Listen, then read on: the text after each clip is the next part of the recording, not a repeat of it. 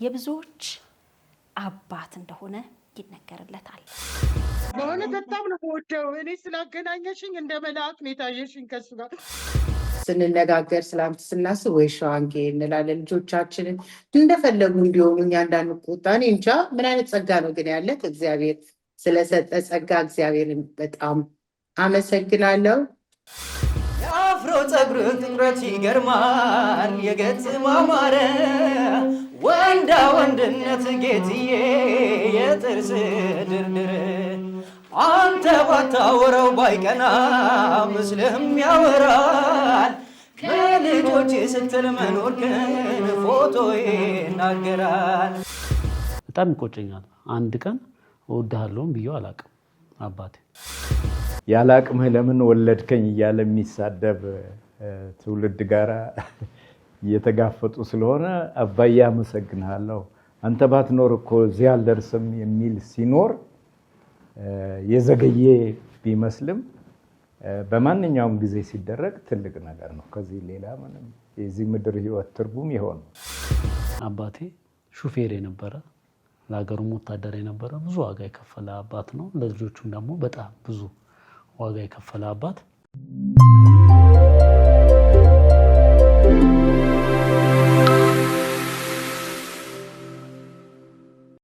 እንኳን አደረሳችሁ ለኢትዮጵያውያን አባቶች መልካም አባቶች ቀን ይሁንላችሁ ብለን በሸገር ኢንፎ ሚዲያ እና ዱም ኮሙኒኬሽን ይሄንን ልዩ መሰናዶ አዘጋጅተናል።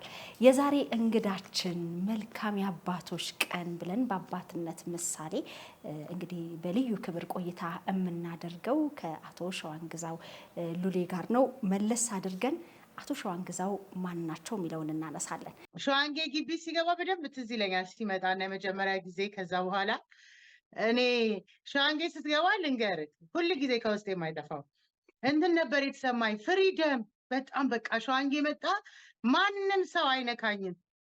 በጣም ነበር የምተማመንብህ ማለት በጣም መታ ስለነበር ሸዋንጌ ሲገባ የሆነ ነገር ይመጣልኝ ይመስል ሁሌ ነው የማስታውሰው በእውነት ሁሌ።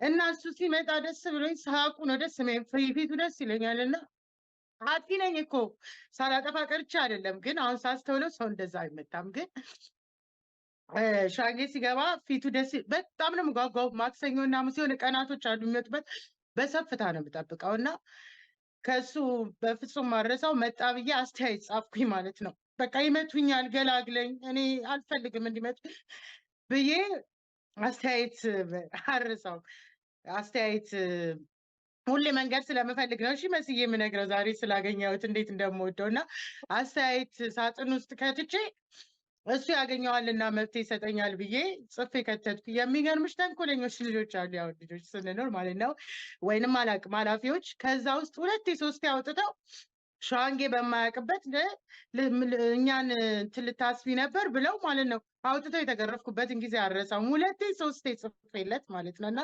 አላገኘከውም ሁል ጊዜ ሳይ ቆጨኛል። ቢያየው እኮ ዝም አይለኝም ነበር ብዬ ማለት ነው። እና በጣም ነው የምወደው አንተን ሳይ በእውነት ነው የምልህ። በጣም ደስ ይለኝ ነበር ስትመጣ። ከሌሎቹ የተለየ ነገር ነበር ላንተ ያለ። ለምን በቃ ውስጤ የሞላው ከሆነ ነገር ውስጥ ትገላግለኛለህ፣ ታስወጣኛለህ ከመመታት ውስጥ። እንደኔ ተገረፈ ያለ አይመስለኝም እውነት ለመናገር ባጠፋም። ግን አሁን ላይ ስወልድ ሸዋንጌ የሚሰማኝ ሰው እንደዚህ መታል እላለሁ።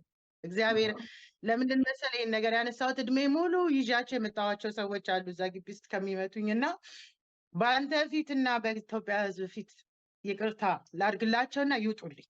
አልወጡልኝም፣ አልዋሽም። የተገረፍኳቸው ግርፊያዎች ሁሌ ያመኛልና አንዳንዴ ከእግዚአብሔር ጋር ያከራክረኛል። ሸዋንጌ በእውነት ከእግዚአብሔር ጋር በጣም ነው የሚያከራክረኝ። አንዳንድ ለህይወቴ መጥፊያ እነሱም አሉበት ብዬ አስባለሁ። እና በጣም ይቅርታ አድርጌላቸዋለሁ። ስማቸውን አልጠራም፣ ግን በአንተ ፊት እና በእግዚአብሔር ፊት ይቅርታ አድርጌላቸዋለሁ። አይ በቃ ስለምወደው አወጣሁት። አይገርምም? ይህን እናገራለሁ ብዬ አላሰብኩም። በእውነት በጣም ነው የምወደው። እኔ ስላገናኘሽኝ እንደ መልአክ ነው የታየሽኝ ከሱ ጋር። በጣም ነው የምወደው። በቃ መውደዴን ለአንተ መግለጽ ፈልጋል። በጣም ከልጅነት ጀምሮ ውስጥ ያለ የብዙዎች አባት ስለሆነ ከምስጋና ነው የምንጀምረው። ምስጋናውን መልካም ምኞቱን ማን ነው የሚያቀርበው የሚለውን አብረን እናያለን። እንኳን ደህና መጣህ። መልካም የአባቶች ቀን ልበል ጋሼ። እኔም አመሰግናለሁ። እሺ ማርቲዬ እንዴት ነሽ? እግዚአብሔር ይመስገን። ደህና ነሽ? ሁሉ ሰላም፣ እግዚአብሔር ይመስገን። ይኸው መልካም የአባቶች ቀን ለማለት ለማመስገን ከፊት ለፊትሽ የምታዩ አባቴ የምትዩ ሰው አለና ከአንቺ ምስጋና እንጀምር። ሸዋንጌ ስላየው በጣም ደስ ብሎኛል። በአባቶች ቀን ደግሞ እንደገና ስለተገናኘን ለዛውም በአባቶች ቀንና እውነት አባቴነት የሁላችንም አባት ነህ። የኔና ቤቴሌም ሕፃናት ማሳደጊያ ያለነው ልጆች በጠቅላላ አባታችን ነህ። እንኳን ለአባቶች ቀን እግዚአብሔር በሰላም አደረሰ። በጣም ወድሃለሁ፣ አከብረሃለሁ፣ ሁልጊዜ ናፍቅሃለሁ። ኢትዮጵያ ሳስብ እውነት ለመናገር በእግዚአብሔር ፊት በቃ የሆነ ሰው አለኝ ብዬ እንዳስብ አድርገኸኛል። ስላለኸኝ ሁሌ ደስ ይለኛል። በየቀኑ ባንደዋወልም ባንገናኝም ግን ሁል ጊዜ ልቤ ውስጥ አለ። በጣም በጣም ስለ ሁሉም አመሰግናለሁ። በጣም ነው የምወድህ። ቃላት የለኝም አንተን ስለመውደድ። ለምን እግዚአብሔር ነው የሚያውቀውና በአንዱ ብናጣ በአንዱ ደግሞ የሚክስ እግዚአብሔር ከኛ ጋር ስላለ ክብር ለእግዚአብሔርን አንተን ስለሰጠኝ እግዚአብሔርን ሁልጊዜ አመሰግናለሁ። ስለ አንተ ሰው ሲያወራልኝ ደስ ነው የሚለኝና አምባዬ ነው ቶሎ ይመጣውና በጣም ነው የምወድህ። እሺ በጣም ነው የምወድህ ሸዋንጌ፣ በእውነት ከልቤ። እኔ እንጃ በቃ ደግሞም ኢትዮጵያ መጥቼ ላሳየኸኝ ፍቅር ከነ ልጆቼ ከማኪም ልጆች ጋር ከኔ ጋርም እኔ እንደዚህ አላየሁም። እውነት የአባት ፍቅር እንደዚህ ነው እንድልም አድርገኸኛልና ልጆቻችን ሁልጊዜ ያስታውሰዋል የሰጣቸው እዛች ትንሽ ሰዓት ላይ እንኳን ላሳያቸው ፍቅር ምን ያህል በውስጣቸው እንደቀረ በእኔና በማኪ ራሱ ስንነጋገር ስላንተ ስናስብ ወይ ሸዋንጌ እንላለን። ልጆቻችንን እንደፈለጉ እንዲሆኑ እኛ እንዳንቆጣ። እኔ እንጃ ምን አይነት ጸጋ ነው ግን ያለ እግዚአብሔር ስለሰጠ ጸጋ እግዚአብሔርን በጣም አመሰግናለሁ። እንኳን በድጋሚ ለአባቶች ቀን በሰላም አደረሰ። መልካሙን ሁሉ እመኝልሃለሁ። እግዚአብሔር ደግሞ እድሜና ጤና ሰጥቶን ከእንደገና እንገናኛለን ብዬ አምናለሁ። ጌታ ቢፈቅድ ብንኖር። መስዬ ደግሞ በጣም አመሰግናለሁ ይህንን እድል ስለሰጠሽኝ ከልብ አመሰግናለሁ። ሸዋንጌ ገኒን በጣም ሰላም በልልኝ፣ የከበረ ሰላምታ አቅርብልኝ። አንተ የብዙዎች አባት ነህ፣ በብዙዎች ውስጥ ልብ ውስጥ አለ። ከነዛ ውስጥ እኔ ስለቀረብኩ እንጂ ሁሉም ቢጠየቅ ስለአንተ ብዙ የሚነገረው ነገር አለና እግዚአብሔር አምላክ ይባርክ፣ እድሜና ጤና ደግሞ ይስጥ። በጣም ወዳለሁ። በጣም አመሰግናለሁ ማርቲዬ። እንግዲህ ሁሌ ስለ አቶ ሸዋንጌ ሲነሳ እንባሽ ነው የሚቀድምሽ። የአባትነቱ ልክ በልጅነት ትዝታዬ ውስጥ ያለው እሱ ነው። እንደ አባት የማከብረው የምፈራው የምወደው ትይ ስለነበርና በዱም ሚዲያ ኮሚኒኬሽን ደግሞ በሸገር ኢንፎ የአባቶች ቀንን ፕሮግራም እንድናዘጋጅ ሲያስቡ ካቀረብናቸው እንግዶቻችን መካከል አቶ ሸዋንግዛው ቢቀርብ በሚል ሲመጣ ያው ባንቺ ጉዳይ ነውና ከአቶ ሸዋንግዛው ጋር የተገናኘ ነው። መጀመሪያ እናንተ ወደ ቤተልሔም ሕፃናት ማሳደጊያ ስትገቡ በአስተዳዳሪነት በኃላፊነት ቦታው ላይ ስለነበረም ጋሼ በዛ ምክንያት አንድ ላይ ስለተገጣጠመ ነው። ደስ ብሎኛል። እኔም እንግዲህ በሁሉም የቤተልሔም ሕፃናት ማሳደጊያ ስትይ ነበር። በእርግጥ ስራዎቹ በጣም ብዙ ናቸው። እንግዲህ ፍቅርሽን አክብሮትሽን ስለገለጽሽ ስራ ላይ ሆነሽ ይህንን ስላጋራሽ በጣም አመሰግናለሁ። የምትይው ነገር ካለ ጋሼስ የምትለው ነገር አለ? አይ የብዙዎች አባት በመሆኔ ደስተኛ ነኝ። አሁን ደግሞ እናንተ ልጆችን ስላደረሳችሁ ወደ አያትነት ስለተሸጋገርኩም ደስተኛ ነኝ። በያላችሁበት መልካሙን ሁሉ እመኛለሁ። አሜን። እኛም ኑርልን፣ ሁልጊዜ ስንመጣ እንድናገኘ እግዚአብሔር እድሜና ጤና ይስጥ። በጣም ነው የምወድህ። ሁላችንም ነን ደግሞ የምንወድህ። እኔ ስለቀረብክ ነው እንጂ ሁሉም ነው የሚወድህ። አዎ አዎ፣ ያስታውቃል። ፍቅር አይደበቅም እኮ። አዎ ነርቨስ ሆናለሁ አንተን ሳይ፣ ለምን እንደሆነ ባላውቅም ግን ኦኬ ደስ ይለኛል በጣም በአንተና አመሰግናለሁ። ስላሳየኸኝ እኮ ፍቅር ነው፣ ስለሰጠኸኝ ፍቅር ነው እና ያየሁትን ፍቅር መደበቅ ስለማልችል እና እግዚአብሔር ይባርክን። አሜን። ታንክ ዩ።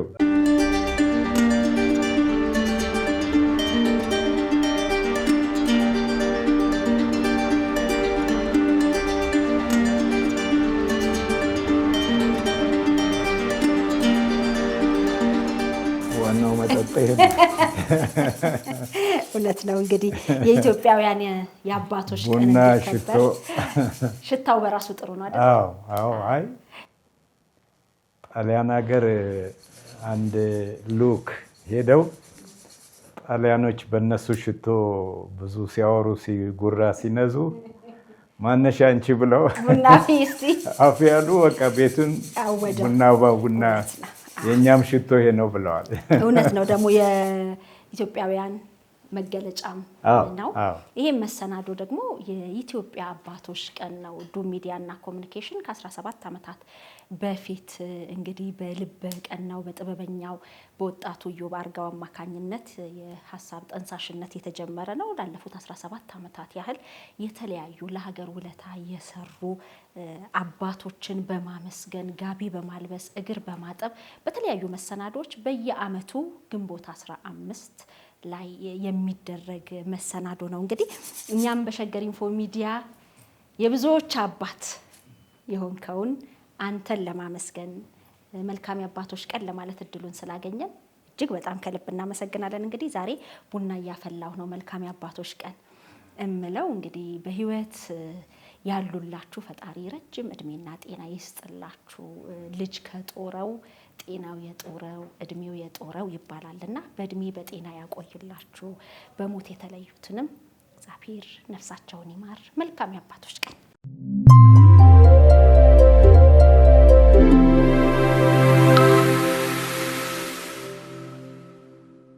አባትነት ጥላ ነው።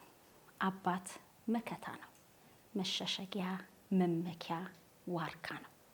የኢትዮጵያ የአባቶች ቀን ግንቦት 15 ይከበራል።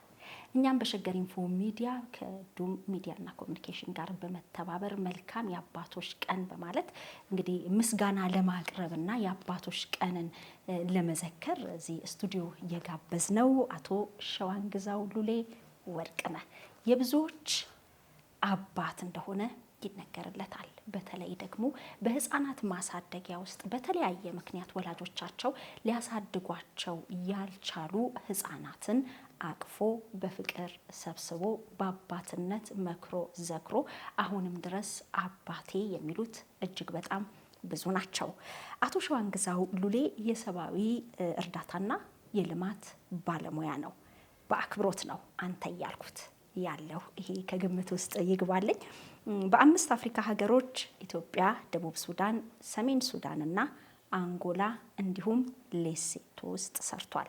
በ2 የኢሲያ ሀገሮች ደግሞ ስሪላንካና ኢንዶኔዥያም እንደዚሁ በሙያው አገልግሎቱን አበርክቷል። ከ40 ዓመት በላይ የስራ ልምድም አለው። በወርልድ ቪዥን፣ በሴቭ ዘ ችልድረን፣ በዩኤስኤድ እና በWFP ሰርቷል። ከህፃናትና ወጣቶች ማሳደጊያና ትምህርት ስልጠና ጋር በተያያዘ ደግሞ በደብረ ዘይት ቤተልሔም የህፃናት ማሳደጊያ ውስጥ በዋና አስተዳዳሪነት፣ በሰላም የህፃናት መንደር እንደዚሁ በዋና ስራ አስኪያጅነትም አገልግሏል።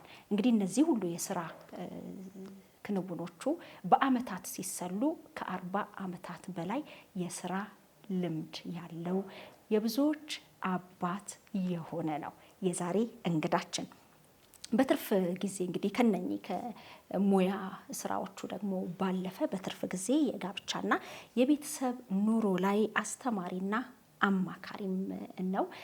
ከዚህ ቀደም በየኛ ቲቪ የኛ ኑሮ በተሰኘ ፕሮግራም ላይም እንግዲህ ከ45 በላይ የሆኑ ፕሮግራሞችን አስተማሪ የሆኑ መሰናዶዎችንም እንደዚሁ አቅርቧል። ጋሽ ሸዋንግዛው ሉሌ እንኳን አደረሰ ለአባቶች ቀን። መልካም የአባቶች ቀን ብለን አስቀድመን መልካም ምኞታችንን እንግለጽ። እሺ፣ እኔም አመሰግናለሁ። ታንኪ ውድ የሸገር ኢንፎ ሚዲያ ተከታታዮች እንግዲህ ከጋሽ ሸዋንግዛው ጋር መጠነኛ ቆይታ እናደርጋለን። ከዛ በፊት ግን ለአባትነቱ ለብዙዎች ጥላና መመኪያ ለመሆኑ እንኳን አደረሰህ በሚል የተዘጋጀ ፖስት ካርድ አለ። እሱን እንሰጣለን። ፖስት ካርድ ብቻም ሳይሆን የዱም ሚዲያና ኮሚኒኬሽን ዋና ስራ አስኪያጅ እንዲሁም ደግሞ የኢትዮጵያ የአባቶች ቀን እንዲከበር ክብር ለአባቶች በማለት በተለያየ መሰናዶ ላለፉት 17 ዓመታት ሲያስከብር ብዙዎች ዘንድ እውቅና እንዲኖረው ሲጥር የነበረው ወጣት ባለሙያም አብሮናልና እሱንም ወደዚህ ጋብዛለሁ። አስቀድሜ ግን መልካም የአባቶች ቀን ብዬ ይሄንን ልስጥ። ውስጡ በተለየ መልእክቱ አለ። ፖስት ካርድ አለ።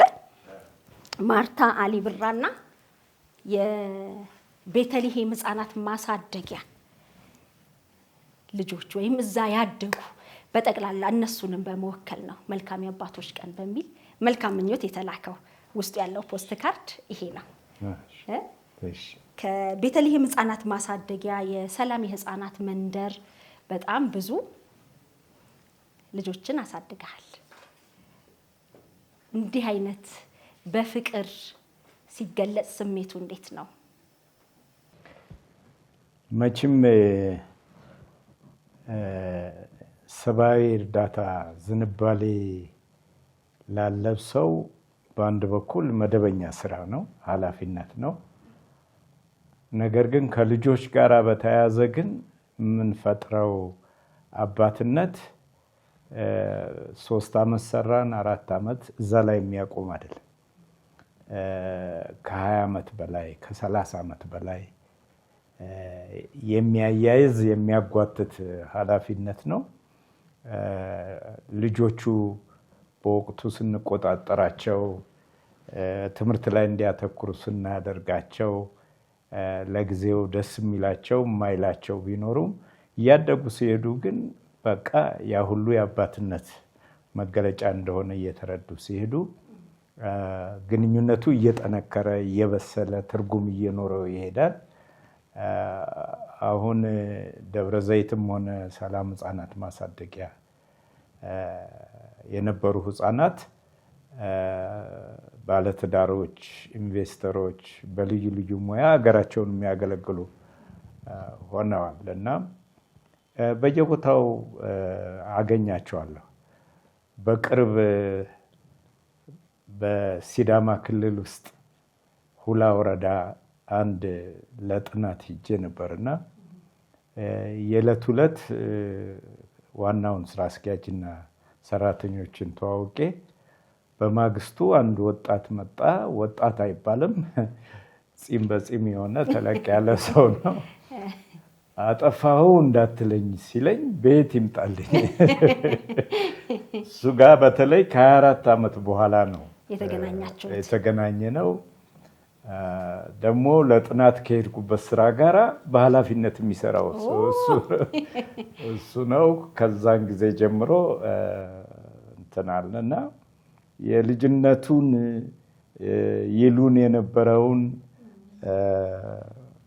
እያንዳንዳቸውን እንዴት እንደሚገመግሙን እየነገረ ሲያስቀኝ ነው የከረመው። እከሌ ከምሩ ሕፃናት ማሳደጊያ መስራት ነበረበት፣ እከሌ ግን ተዘግቶባት ሂሳብ ብቻ ብትሰራ ወይ መዝገብ ቤት ብቻ ብትሰራ ምንም ሰብአዊነት የላትም።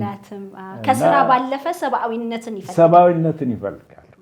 የሚያዩት ምንም ይሰራ ከጥበቃው ጀምሮ ምግብ ከሚያዘጋጅላቸው ጀምሮ ሕክምና ከሚሰጣቸው ሲታመሙ ክሊኒክ ከሚወስዳቸው ጀምሮ ዋጋ የሚሰጡት ሰብአዊነትና ፍቅር ነው። ስለዚህ ብዙ ልምድ ነው ያለው። በየቢሮ ሳገኛቸው በየቢሮ ሳይ በጣም እደሰታለሁ።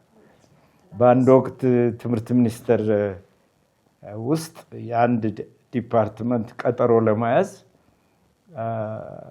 እባክሽ ብዬ ሳናግራት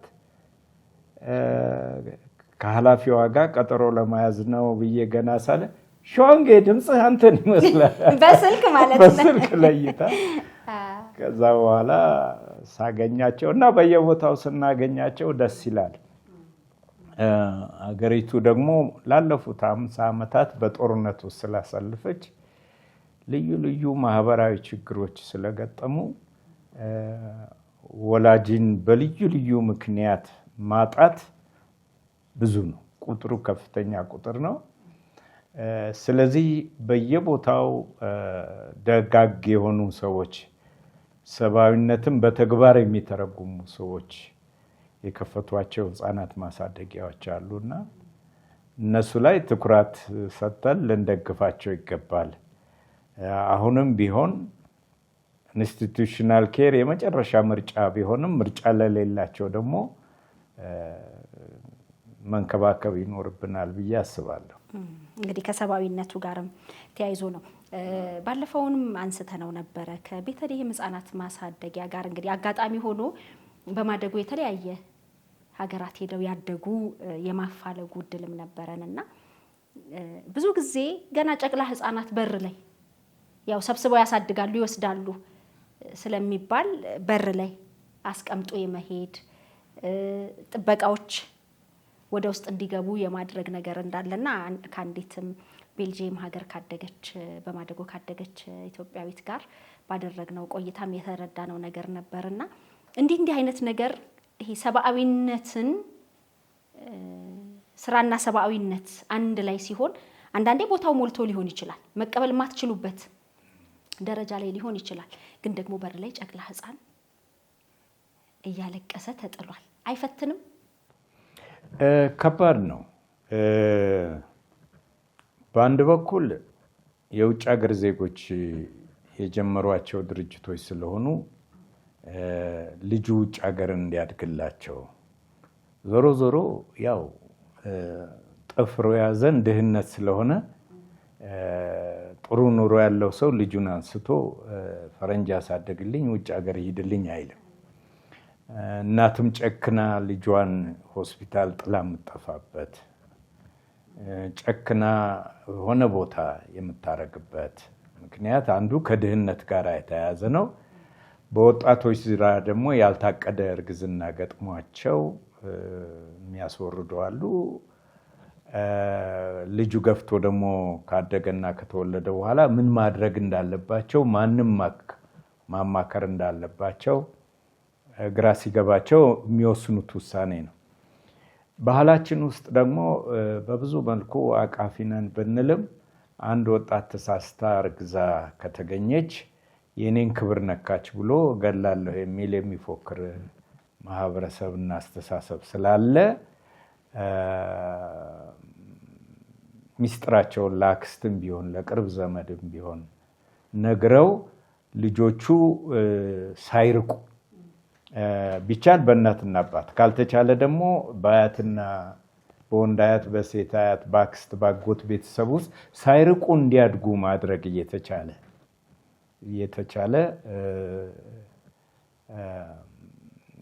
ችግር ውስጥ ብቻ በድህነት እናሳብ እንጂ ያሉንም ማህበራዊ ችግሮች ለመፍታት ዜሮ ነው አቅማችን ብሎ ማንም ሊከራከር አይችልም። ሞልቶ እያለም ስርዓቱ ስለሌለም መተጋገዙ ስለሌለም ብቻ በእንዲህ አይነት ሁኔታ በየቦታው የሚጣሉ ፖሊስ የሚያነሳቸው አሉ፣ ሆስፒታሎች የሚገኙ አሉ። ሌላ ደግሞ የታወቁ ሰዎች ሆነው ተከታትለው እናትና አባት ሲሞቱ የሚያሳድግ ዘመድ አቅም ሲያጣ ወደ እነዚህ ድርጅቶች ይመጣሉና ብዙ ጉዳዮች ነው ያሉት። አሁን ትልቁ ችግር እነዚህ ሰው ልጅ በላ ጠጣ በቃ ብሎ የሚባል አይደለም። እኔ ማን ነኝ? ከየት ነው የተገኘሁት? ለምንድን ነው እዚህ የመጣሁት? እያሉ ብዙ የህይወት ጥያቄ አላቸው፣ ውጭ ሀገር ሄዱም እዚህም ሆኑ። ስለዚህ ሰፊ ማህበራዊ ችግር ነው። በቂ ዝግጅትም ያላረግንበትና ትኩረት ያልሰጠንበት ሁኔታ ነው። ሀገራችን በየጊዜው የሚነሱ ጦርነቶች ላለፉት 50 ዓመታት ማቆሚያ ስለሌላቸው ለእንዲህ አይነት ማህበራዊ ጉዳይ ትኩረት ሰጥቶ አንድ ሰው አውሰውኝ የግለ ታሪክ ሞልቶ እያለ የሚል ነው። ሞልቶ እያለ አዲስ አበባ ውስጥ እንዴት በችግር እንዳሳለፉ የሚል ሞልቶ እያለ የሚለውን ነው ያስኩላቸው እና ሁሉ ሞልቶ ተትረፍርፎ እያለ አላስፈላጊ ችግሮችም መሀላችን ውስጥ አሉ። አገሪቱ አቅም የላትም ሳይሆን አቅም አላት። ለምታምንበት ነገር ብዙ ሰው ብዙ ነገር ያደርጋል። ስለዚህ ብቻ ትኩረታችንን በመሃላችን የሚፈጠሩ ማህበራዊ ችግሮችን ለመፍታት ብናተኩር እነዚህ ነገሮች እንደውም እንደዚህ ማሳደጊያ ውስጥ ሳይገቡ በበጎ ፈቃደኝነቶች ቢያድጉ መንግስትም ደግሞ መብታቸው ተጠብቆ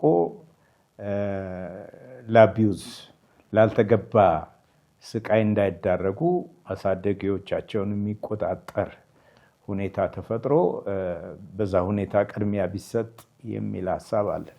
የተለየ ግን የገጠማችሁ ነገር የለም? እንደው ጨቅላ ህፃንን ሞልቶ መቀበል አቅታችሁ ግን ደግሞ እንዳትተዉት? እኔ ደብረ ዘይት ከሰራው ስራ አንዱ ብዙዎቹ የጭከና ስራ ይላሉ። ማንም ሰው እንዳያነሳ ብዬ ከለከልኩ። ምክንያቱም የቸገረው ሳይሆን አጋጣሚውን ለመጠቀም የሚጥሉ ስለነበሩ ነው። ለምሳሌ ሆስፒታል ላይ ተጣሉ። አሁን በነገራችን ላይ ችግሩ ተፈቷል። ማንኛውም ልጅ ተጥሎ ሲገኝ ኮሚኒቲ ፖሊስ ነው ሪፖርት የሚደረገው። በፊት ግን እናንተ ነበራችሁ የምትወስዱት? እዛማ በቃ በውሳኔው የሚሰጠው የጥበቃው ሰራተኛና ውስጥ ያሉ ሌላ ደግሞ ውጭ ሀገር የመላክ አዳፕሽን ስራዎች ስለነበሩ ያንን የሚመሩ ሰዎች ነበር የሚያደርጉት። እና በእኔ ልምድ ከለከልኩ። ጅብ ይበላቸዋል፣ ምን ይላቸዋል፣ ብዙ ግርግር ይፈጥራሉ። የጣለው ሰው የማታ ማታ ያነሰዋል ብዬ ወሰንኩ። ያውም ደብረ ዘይት እኮ እዛ ሆራው አካባቢ በቀን ጅብ የሚገኝበት ጋር ነው። ወዲያው ይነሳሉ።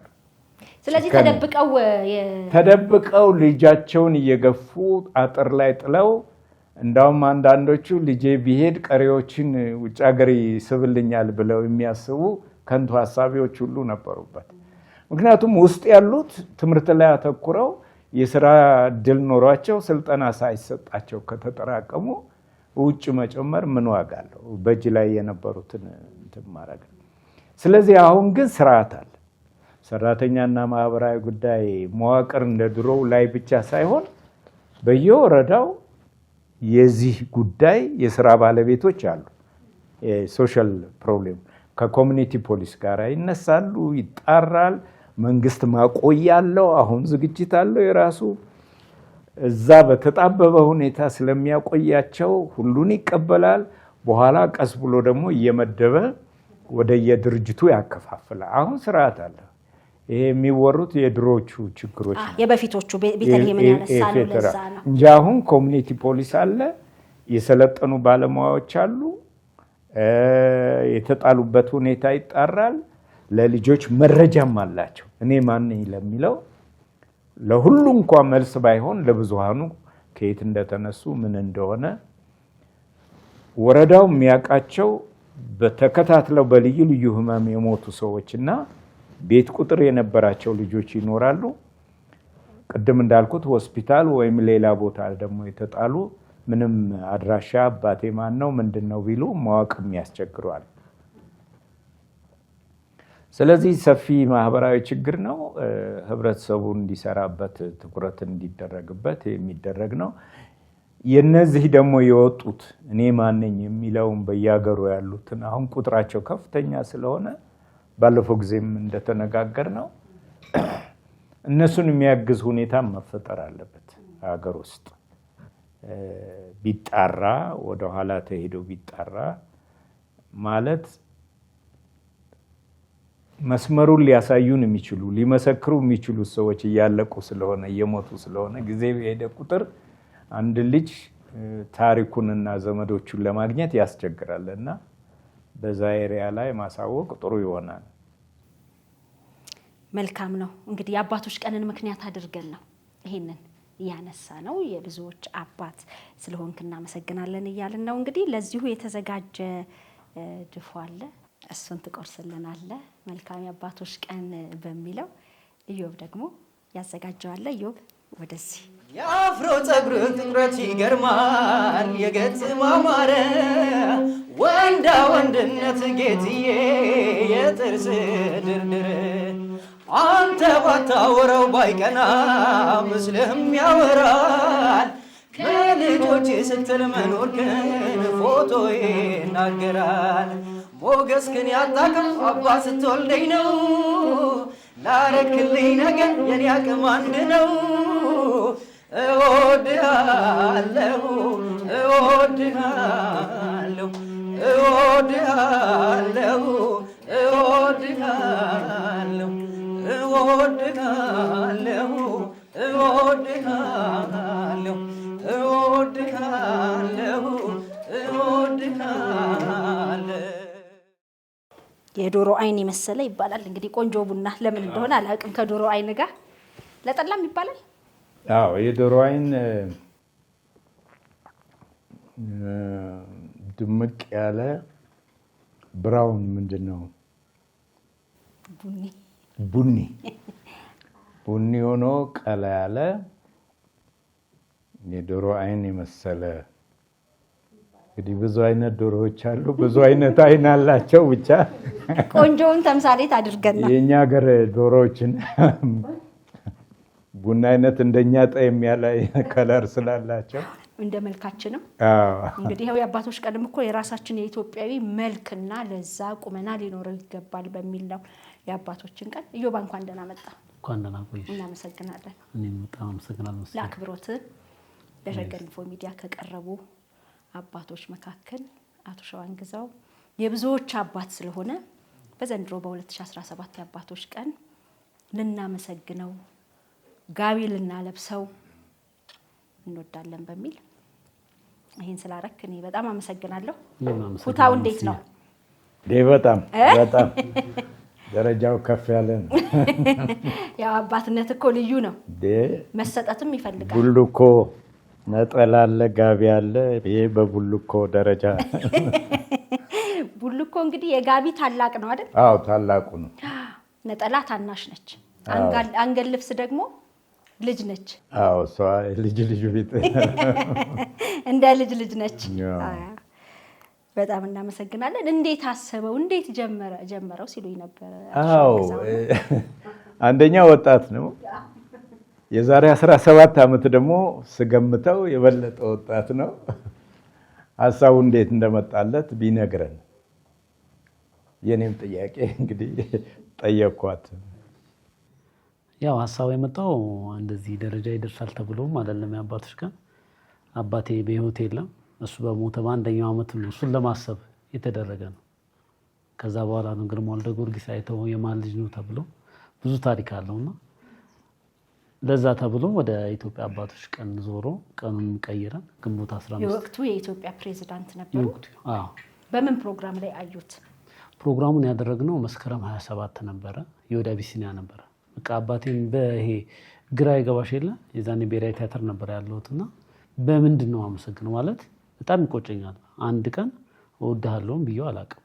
አባቴ ማለት እኛን ለማሳደግ ሁሌ በቃ ፊቱ ላይ ኮስተር ብሎ ብዙ ነገሮች ሲያደርግ ነው እና ያንን እድልም አግኝቼ አላውቅም። ይሄ ነገ የሆነ ነገር አደርጋለሁ እያልሽ የምታስቢበት ጊዜ ነበረና ያኛው ድንገት በህይወት አለፈ እሱ እና ያ ቁጭት አለና ምን ላድርግለት በቃ ማለት የኪነ ጥበባት ማዕከል ውስጥ ምናምን ስለነበርኩኝ በቃ የሚደረግ ነገር ስጠፋ በቃ የአባቴን እንደዚህ በትልቅ ቦታ ላይ በቃ እሱን አከብራለሁ በሚል ነው። እኔ አባቴን ነው እንጂ ሌላ እንትንም አልነበረውም ሀሳቡ። የወደ አቢሲኒያ ትልቅ ፕሮግራም አዘጋጀን። መስከረም 27 ነበረ። ሚዲያዎቹ መጡ። ኢቲቪ ነበረ በወቅቱ መጥቶ ፕሮግራሙን የቀረጸው ተቀርጾ ሲተላለፍ እና ፕሮግራሙ ላይ ስለ አባቴ ብቻ ነው የሚወራው፣ ግን ብዙ አባቶችን ሸልመናል። እሱን ምክንያት በማድረግ ማለት ነው። እሱ ስላመለጠ እድሉን ስላላገኘ በሱ ስም ሌሎቹን እየሸለምክ ነው። እንደዛ እያደረግን ነበረ። ከአባይ ማልበስ ፕሮግራም ነበረ። እሱን እያደረግን እንዳለ ኢቲቪ ፕሮግራሙን ሲያስተላልፍ በለቅሶ ነው ማለት እኔም አለቅሳለሁ፣ ሰውም ያለቅሳል ማለት አሁን ያንን ፕሮግራም ሲሰራ ደግሞ እዚህ ቦታ ላይ ሆኖ ይሁን ደግሞ የሚል ቁጭት ደግሞ ይብስ በቃ ከፕሮግራም ውጭ ያደረገን ብዙዎቻችን ተረበሽና ማዕከላችን ቢገኝ የሚለው በቃ አሁንም ድረስ እኮ ቤት ውስጥ የተለየ ነገር እንኳን ሲሰራ እሱን ነው የምታስቢው። ኑሮ ቢሆን አሁን ደስታም ስታገቢም ብዙ ነገር ሲደረግ እሱ ኖሮ ቢሆን ኖሮ እና የቤተሰቡ የደስታ ሀዘን ይሆናል እንደገና እና በወቅቱም እንደዛ አይነት ስሜቶች ነበሩና ሚዲያ ላይ በጣም ፕሮግራሙ ተላለፈ። በኢቲቪ ነበረ ፕሮግራሙ የተቀረጸው። ከዛ ግርማ ወልደ ጊዮርጊስ ያንን የቀድሞ ፕሬዝዳንታችን ያየውና የማን ነው ልጅ ተብዬ ነው የተጠራሁት። ቤተ መንግስት ተጠራ? የማን ነው ልጅ ተብዬ ነው የተጠራሁት። ይሄ ማለት እሳቸው የመሰላቸው እንደዚህ አሁን ከመኳንንቶቹ ወይም ከንጉሶቹ እንደዛ አይነት ከትልቅ ሰዎች አንዱ ነው እና እሳቸው ያላወቁ ሰው ሆነባቸውና የማን ነው ተብዬ ስጠራ ነው የአባቴ ልጅ ነኝ። አባቴ ሹፌር የነበረ ለሀገሩም ወታደር የነበረ ብዙ ዋጋ የከፈለ አባት ነው። ለልጆቹም ደግሞ በጣም ብዙ ዋጋ የከፈለ አባት ነው። እንደዚህ ብዬ ነገርኳቸው። ገረማቸው። እንዴት እንደዚህ አሰብኩ ማለት ነው ያለሁት ኪነ ጥበብ ላይ በምን ላመስግነው ብዬ ይሄን አደረኩት። ይሄ ፕሮግራም ይቀጥላል ወይስ በቃ ጨርሳል ስል አይ በየአመቱ አባቴ ምክንያት አድርጌ ይሄን ነገር ማድረግ ፈልጋለሁ ሲባል እንደዛ ከሆነ ደግሞ በቃ የኢትዮጵያ አባቶች ቀን ቢሆን ይሻላል ተባለ። ቀን እንደውም እሳቸው ሚያዝያ 27 ከአርበኞች ቀን ጋር አብሮ ቢሆን ሲሉ እኔም ደግሞ ሌላ ሀሳብ ቦርዶቹም ተሰብሰቡ። ትልቅ ሰዎችም ሆኑ እነ ዶክተር ሽመልስ አዱኛ፣ ዶክተር ተወልደ ብርሃን ገብረ እግዚአብሔር እነሱ የተሰበሰቡበት ሁሉም በራሱ እስቲ ቀን ይታሰብ ሲባል እኛም ተዘጋጅተን ሄድን። ወጣቶች ነበሩና አብረሽ ጓደኞቼ ግንቦት 15 ይሆናል ናቸው። ያኛው ራሱን የቻለ የአርበኞች ቀን ራሱን ችሉ በምንም የሚደገፍ አይደለም እና ራሱን የቻለ ቢሆን የኛ ደግሞ ግንቦት 15 ብቻውን የራሱን የሆነ ቢሆን ለምን አለው። ግንቦት 15 ማለት እኛም አሁን ከአባቴ በላይ የሆነ ፕሮግራሙና የሀገር ሲሆን በእኔ አባት ፐርሰናሊቲ ብቻ ሳይሆን እንደ ሀገር ዋጋ ለተከፈለላቸው አባቶች መሆን አለበት በሚል ቀኑን ግንቦት 15 በ1888 አድዋ ድል አድርገው ከድል በኋላ አዲስ አበባ የገቡበት ቀን ግንቦት 15 ነች። ያንስና ለዛ ሁሉ አባቶች መታሰቢያ ቢሆን አንደኛ በቃ ሪዝንም ይኖረዋል። ቀኑን በምን ተመረጠ እንዲህ ሲባል እነዚህ ምክንያቶች አሉ። ዛሬኛ ቁጭ ብለን እናወራ ብዙ ዋጋ የከፈሉ አባቶች ለነሱ መታሰቢያ ሁሌ እነሱ የምናስብበት ቀን ቢሆን ተብሎ ሲባል ሁሉም አንድ የተስማማ ግንቦት 15 ከዛን ጊዜ ጀምሮ በቃ በየአመቱ ግንቦት 15 የኢትዮጵያ አባቶች ቀን ብለን እናከብራለን። ስናከብርም የኢትዮጵያ ባህሉን ወጉን ጠብቆ እንዲያደርግ አባትን እግር በማጠብ ጉልበት በመሳም ጋቢ በማልበስ በራሳችን የሆነ ነገር እያደረግን እዚህ ደርሰናል። ከመለስክሎት በደንብ መልሰልኛል። የሚገርምም ታሪክ ነው። ሀሳብ በማንም ሰው ነው የሚመጣው። በታወቁ ሰዎች ከፍተኛ ደረጃ በደረሱ ብቻ ሳይሆን በማንኛችንም ተራ ሰዎች ሀሳብ ይመጣል። ያ ደግሞ ሀሳቡ ጉልበታም ከሆነ እየገፋ ይሄዳል እና የሚደንቅ ነገር ነው። የጦር አዛዦች ስም ይነሳል ጦርነት ላይ፣ ግን አድዋ ስንት ሰራዊት እንደሄደ ስንት ሰው እንደተዋጋ ሲባል ብዙ አይነት ሰዎች ተሳትፈውበት የተገኘ ውጤት ነው። አመራር ወሳኝ ነው ቢባልም መሪውና ህዝቡ ተዋዶ ተከተለኝ ሲባል ተከትሎ ከባድ የድርቅ ጊዜም ነበረ እና የህዝብ ድጋፍ እየተከተላቸው ነው የሄዱት ትግራይ ድረስ። እንግዲህ ከ800 ኪሎ ሜትር 1000 ኪሎ ሜትር የተጓዙ ናቸው። እንዳሁኑ ዘመናዊ ትራንስፖርት አልነበራቸውም። ህዝቡ እየደገፋቸው ሂደው በነበረ ጊዜ ከባድ የሆነ ድርቅ ተከስቶ እንደነበረና አንዳንድ ሰዎች ለምን ጦርነቱን አልገፉም፣ ለምን እንዲያደርጉም እያሉ ብዙ ይናገራሉ። ነገር ግን ረሃቡም ራሱ ሌላ ውጊያ ስለነበረ ነው እንግዲህ የሆነውና ፓንአፍሪካኒዝም በተለይ ከኢትዮጵያ ሲወጡ በሌሎች ሀገሮች የአድዋን ታሪክና የአባቶችን ተጋድሎ ሲነሳ እኛ ያከበርነውን ያህል የሚገባውን ያህል አላከበርነውም እስክንል ድረስ በተለይ በውጭ ሀገር ከፍተኛ ታሪክ ያለው ነው እና አባቶች ስንል ደግሞ እንዳልከው ሀገራቸውን በሁሉም ሙያ ከጥበቃ ጀምሮ ሹፌርነት በለው ምን በለው እነዛ ሁሉ አባቶች ናቸው ሀገሪቷን አቆይተው ያስረከቡን። ስለዚህ ታሪካችን የሁሉም ደረጃ ኑሮ ያለፉት አባቶች ያስረከቡንና የአንተ ሀሳብ መግፋቱ በጣም ደስ ይላል። እና እግዚአብሔር ይባርክ ነው እንግዲህ እድሜ ሲገፋ ምርቃት ነው በረከትም ነው ምርቃት። ስለዚህ ደግሞ የሚደንቅ እንትን ነው ግፋበት። እኔ አሁን በጣም ነው ደስ ያለኝ።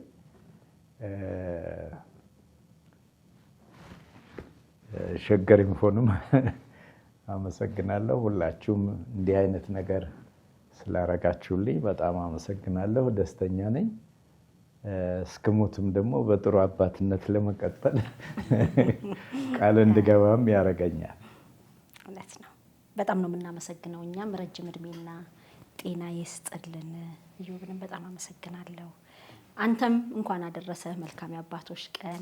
እንግዲህ የሶስት ልጆች አባት ሆነሃል። በመልካም ስራ በመልካም ምግባርህ ብዙ አባቶችን ጎንበስ ብለህ እግር እያጠብክ በአክብሮት ኩታ እያለበስክ ትልቅ ክብር ነው አይደለ? በሀገራችን ኩታ ከስጦታዎች ሁሉ በጣም ትልቅ ነገር ነው። የሰርግ ጥሎሹ ይሄው ነው፣ መታሰቢያው ይሄ ነው፣ ሲለቀስ የሚለበሰው ይሄ ነው እና በሀገራችን ባህል ቀላል እንትን አይደለም። በሀዘንም በደስታም ቡልኮ ወይም ጋቢ እንዳንለው ከጋቢ በላይ ስለሆነ ያው የአባትነትም ክብር እኮ ከፍ ያለ ስለሆነ ስለዚህ ትልቅ ሲምቦል ያለው ነገር ነው። በዚህ ምድር ላይ ደግሞ ሲኖር ኳሊቲ ላይፍ ብዬ የማስበው ሪሌሽንሽፕ ነው። እግዚአብሔር ከሰጠን ልጆችና ዘመዶች ጋር ብቻ ሳይሆን በስራ ባገኘናቸው በኃላፊነት ባገኘናቸው ብቻ ከሰው ጋር ያለን ግንኙነት ነው እና አንተም እንዲህ አይነት ዓላማ ያለው ህይወት ስለጀመርክ ኳሊቲ ላይፍ እየኖርክ እንደሆነ ለመናገር ነው። በላ ጠጣ ሞተ በውጭ ሀገርና በሀገር ውስጥ ሕክምና ሲረዳ ጀምሮ ሲረዳ ቆይተው በዚህ ጊዜ በተወለዱ በስንት ዓመታቸው ሞተ ከሚባለው በላይ አቶ አዮብ እንዲህ አይነት ድርጅት መስርተው ብዙ አባቶችን አክብረው አለፉ ትባል ትሆናለህ ማለት ነው። ለሌሎች ደግሞ ተተኪው ትውልድ በልዩ ልዩ መልኩ ያስቀጥለዋል እና እኛ ሀገር ደግሞ ታንኪዩ እና ይቅርታ አድርጉልኝ እጥረት አለ ይባላል። እንግዲህ ሀሜት ነው ብላችሁ ልትተቹት ትችላላችሁ። ሚስቶች በባሎች ምስጋና እንደ ቫይታሚን ብንለው እንዳጠራቸው ነው የሞቱት። ወላጆች ደግሞ ያለ አቅምህ ለምን ወለድከኝ እያለ የሚሳደብ ትውልድ ጋራ እየተጋፈጡ ስለሆነ አባዬ አመሰግንሃለሁ አንተ ባትኖር እኮ እዚህ አልደርስም የሚል ሲኖር የዘገየ ቢመስልም በማንኛውም ጊዜ ሲደረግ ትልቅ ነገር ነው። ከዚህ ሌላ ምንም የዚህ ምድር ህይወት ትርጉም ይሆን። ስለዚህ ትርጉም ያለው ኑሮ ዓላማ መር ህይወት እየኖርክ ስለሆነ እኔም ስላወቅክ ደስ ብሎኛል። ሸገር ኢንፎንም አመሰግናለሁ። እግዚአብሔር ያክብርልን። እንግዲህ መልካም የአባቶች ቀን ብለናል። እንደተባለውም ማመስገን አባቴ ወድሃለሁ፣ አመሰግንሃለሁ፣ አሁን ላለሁበት ያንተ አስተዋጽኦ ትልቁን ድርሻ የያዘ ነው ብሎ ማመስገን የሚለውም ሁላችንንም ያስማማናል። በጣም ነው ማመሰግነው። እዮብ የምትለው ነገር ካለ? ምንም ነው ነገር የለው። በጣም እጅግ በጣም አመሰግናለሁ። እንዴት መረጥካቸው? አቶ ሻንግዛው ያንቺን ፕሮግራም ያው ሁሉንም እከታተላለሁና እሳቸው ፕሮግራም እየሄደ አንደኛ የማስታወስ ችሎታቸው ልጆቹ እንዴት እንዳገኙ ልጆቹ የማያውቁትን ነገር ነው እየነገሯቸው የነበረው እና ይሄ በቃ አንዳንዴ ለአባትነት ይታደላል አይደል? ከልጅም በላይ ደግሞ ማህበረሰብ ማገልገል ቀጓጓው ያንን ቀን እንደዛ ሳይ ማለት ቀኑ ደርሶልን ቢሆን በዛው የሆነ ነገር ብናረግ የሚል ነውና ልክ ይሄ ሀሳብ ሲመጣ ቀጥታ እሳቸውን ነው ከአንቺ ጋርም ተደዋውለን ያወራነውና ከእርሶ ጎን በመሆኔ በጣም ክብር ይሰማኛል። ጊዜ ደስጥልኝ አመሰግናለሁ። መሲ ደግሞ አንቺ የኢትዮጵያ አባቶች ቀን ማለት እኛ ከፊት አንዳንዴ እንወጣለን እንጂ ከጀርባ ካሉት እና ትልቅ ምሰሶ ከሆንሽን ሰው አንዱ ነሽ። ማለት አንዳንዴ ሲደክመን እንኳን ታበርችናለሽ። እንዲህ ሆነ እንደዚህ ይደረግ እንዳይቆም አሁን እንደንት ብዙ ነገር አስቸጋሪ በሆነበት ሰዓት ወንድሜም ደግሞ አለ አማን ውጭ ሀገር ነው ያለው አማን ይባላል።